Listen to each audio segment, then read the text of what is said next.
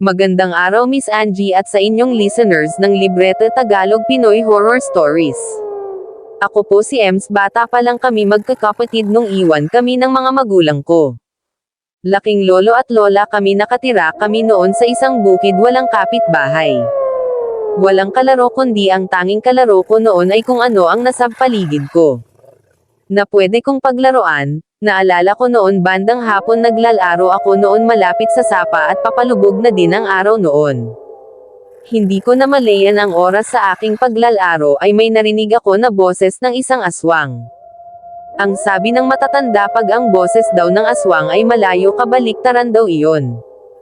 Nasa malapit daw iyon kung asaan ka. Alam nyo naman Miss Angie, pag nasa probinsya ka marami talaga ang kababalaghan. Na nangyayari at nang marinig ko nga ang boses na iyon ay agad ako tumakbo, ngunit sa pagtakbo ko di ko akalain na matagal na pala nakatingin sa akin ang aswang na iyon, kaya binilisan ko ang pagtakbo ko hanggang sa hinahabol niya na ako at papalapit na ako noon sa kubo namin nang matano ako ng lolo at lola ko na hinahabol ng isang aswang. Yun lang Miss Angie, at habang papalapit ako ay nakipag-away ang lolo at lola ko. Tinaga nila iyon at nasugatan. Kinabukasan isinama ako ng lola ko sa bayan nang may tumawag ng pansin ko na matandang may sugat sa braso.